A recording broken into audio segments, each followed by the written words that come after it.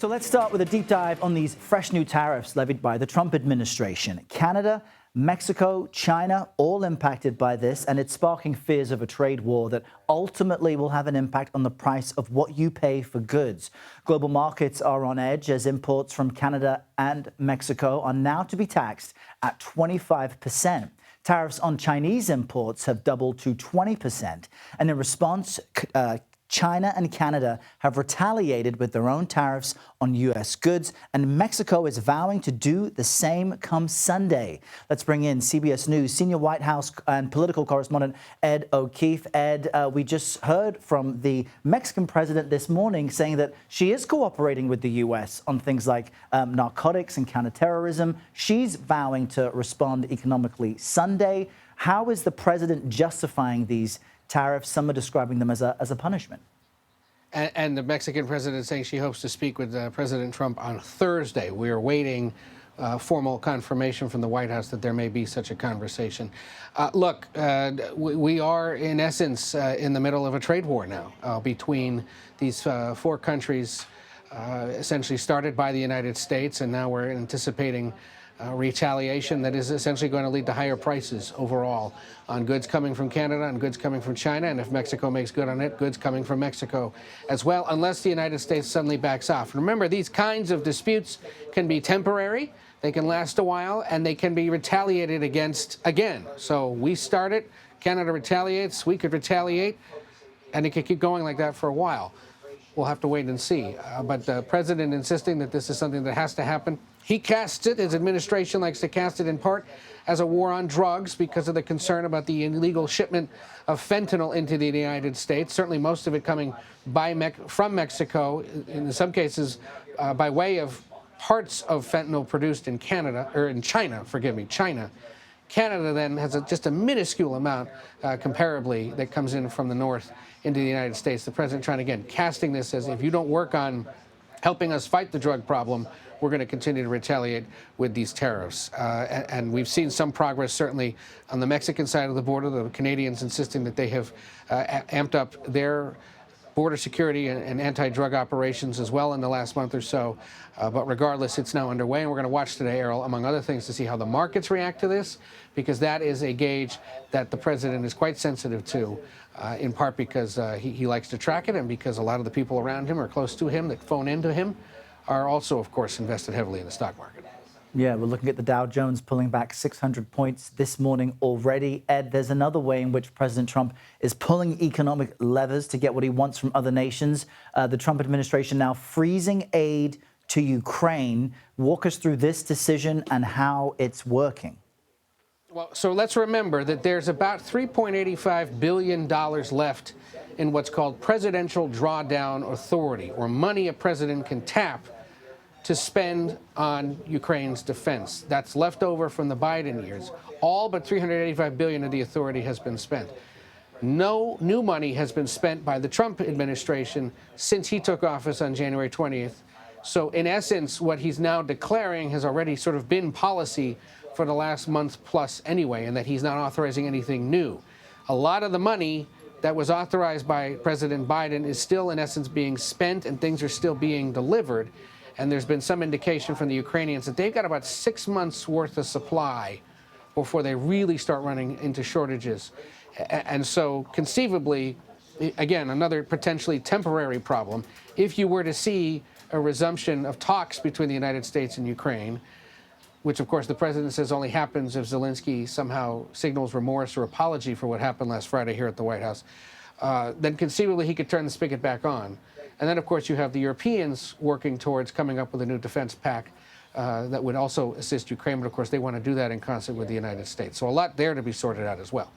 And it's worth acknowledging that for a lot of Republican voters and Republican representatives, they were weary of endless aid to Ukraine so that they could make priorities for Americans and voters. And when it comes to the president's address tonight, Ed, as you've emphasized so many times, all politics is local. If people are experiencing increasing costs for things like eggs, inflation continues to rear its ugly head, how will the president overall justify his moves? Well, the White House says he's expected to focus much of the speech tonight on the economy, on fighting inflation, and on his decision to impose these tariffs. That would be wise because our recent CBS News polling suggests most American voters still chiefly concerned about inflation and the economy. And while he has spent much of the last several days focused on things like tariffs, like the war in Ukraine, or like downsizing the federal government, those issues rank lower in concern or interest than the economy and inflation. So the White House claiming, at this hour at least, that that'll be a big focus of the speech tonight. Let's remember, though, whether it was his campaign, whether it was his previous White House, whether it's his current White House, they may say one thing during the day ahead of a big moment. He'll do whatever it is he wants to do later tonight when he speaks. But for now, at least, they're signaling much of the address will focus on the economy and an explanation of the changes, the real huge changes he's made in foreign policy over the last 45 days or so, Errol. Yeah, that's why it's always good to watch the speech live, because those unscripted moments can say much more than some of the talking points ahead of time. Ed O'Keefe from the White House for us. Great to see you this morning, Ed. Thank you for that. And do stay with CBS News 24/7 all day for continuing coverage of the president's address to Congress. Join us at 5 p.m. Eastern for a special edition of America Decides. The speech is at 9 p.m., followed by the Democratic response. And then, of course, we'll have analysis and highlights from our team of correspondents and contributors. All right, let's dive further now into the tariffs we discussed earlier in the show as the long-anticipated measure by the U.S. against Canada, Mexico, and China. And now, in effect, you're looking at a live look at the Dow Jones Industrial Average this morning. But what does this really mean for you, for me, for our wallets? CBS News business analyst Jill Schlesinger joins me now from Studio 57. She also has a wallet, but she knows more than the rest of us. So, Jill, for folks who are uninitiated, just break down for us how this tariff top line makes its way to our wallets when we pay for goods eventually. You know, when you have a U.S. company that imports a good, say, from Canada or Mexico, that company is now going to have to pay this fee, this tariff.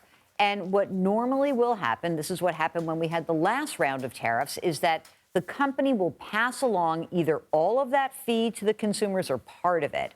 And what usually will happen is that the categories of goods that come from places like China and Canada or Mexico will trickle down to us and we'll pay more for those things. So what are we talking about? We're talking about something like a house. We know from the National Association of Home Builders that we get about 25% of housing from Canada or Mexico. So maybe it's lumber from Canada, gypsum from Mexico. That could add to pressure in the housing market. We know that autos, we assemble them in the United States, but to get to a finished product, we can go back and forth between Canada, Mexico, up to 8 times. So that means a fee will get paid 8 different times. It could raise the price of a car by about $3,000 per vehicle. And of course, food costs. We know so much of our fruits and vegetables, they come from Mexico. I think that's where you start to see the prices jump pretty quickly with perishable items. And poor me, because, of course, there's also going to be a problem with tequila. So tequila drinkers will be looking elsewhere, I think, because it will start to cost more to drink anything imported from Mexico. Well, you make a lighthearted joke, but it's a great point overall that this impacts every aspect of life in some way, shape, or form.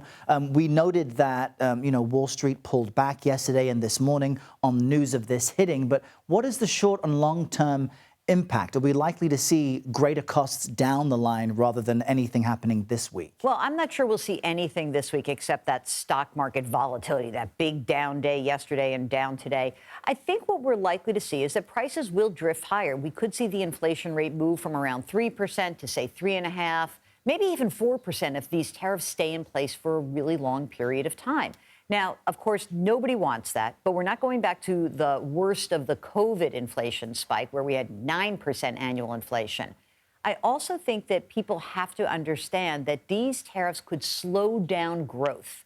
And what do we mean by that? Doesn't mean we're going to propel into a recession tomorrow. But if the economy was set to grow by, say, 2.5% this year, these tariffs will start to change the way people, individuals, and businesses spend money. That could mean that we see them pull back. Growth could start to pull back. It does not necessarily mean, again, it's going to be the worst thing ever. But I think we should be prepared that it's going to be a bumpy ride. If you're an individual and you're freaked out about these market moves, I would encourage you not so much to mess around with your retirement account, but do look at your cash position. Do you have 6 to 12 months of emergency reserves built up? Have you tried to really pay down that debt that's outstanding? I think those are critical things that you can do today to prepare for an uncertain future. Messing around with your retirement account, moving from stocks to bonds or cash, you're not going to time the market. So try to avoid making any big decisions when it comes to the investments in your life.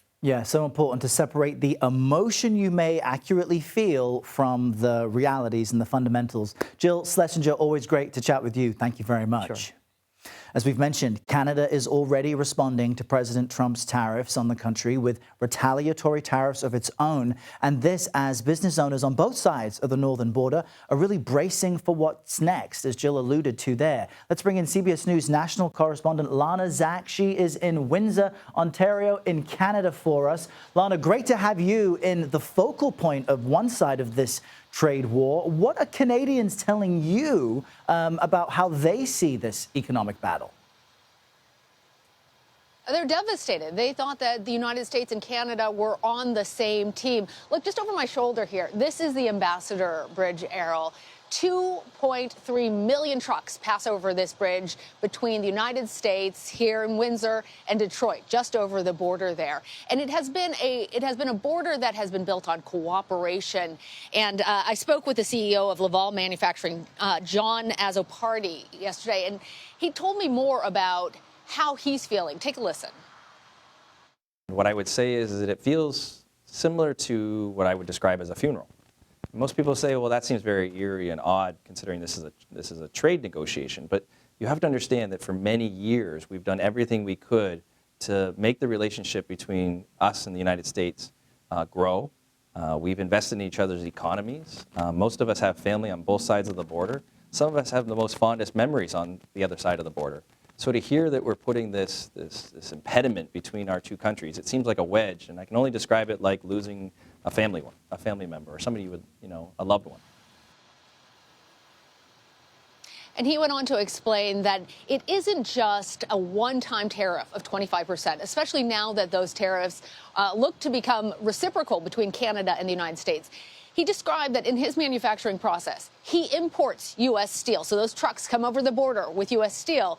That's looking at potentially a 25% tariff on that part, on the wholesale prices of that. They build a mold here, and then they send it back over to the United States, where it's going to get another 25% tariff. It's refined there in Detroit, comes back over to him, another 25% tariff, and back and forth 5 times before it finally makes it into those consumer goods that you and I are purchasing. And as much as possible, he says he's going to try and absorb those tariffs, but of course, that is not sustainable. His company, he says, can only survive that for about 6 to 9 months. Stunning to hear him describe it as grief. And what is Prime Minister Trudeau saying about claims from President Trump that large amounts of fentanyl is being trafficked from the northern border? We know that the Mexican president says she's already working with the U.S. to stamp out the trade of illicit drugs and weapons. But what's happening on the Canadian side? Well, that's where there's complete disbelief. Trudeau said there is no justification for these actions because there is very little fentanyl that actually crosses this border. In fact, the Canadian government here has invested more than $1 billion in trying to stop any fentanyl from going over the border into the United States. And let's be real, fentanyl is a problem. We should be all trying to address it, but they have been working to address it. And as a result, in the period between December and January, there was a near zero apprehension of fentanyl by U.S. Border Customs and Protection. Actually, the amount, I'll give it to you, 0.03 pounds were seized. And so they don't understand at this point what they're supposed to be doing in addition to the helicopters and the patrols and the additional staffing that they have sent to make sure that there is no fentanyl that crosses, especially given that they've had these positive results. And that's why we're seeing these reciprocal tariffs coming from Canada as well. So interesting, Lana. Canadian Prime Minister Justin Trudeau expected to make an address later this hour. We'll see how much he touches on those stats that you've referenced. A very interesting angle of all this. Lana Zak, great to see you. Thanks so much for your reporting.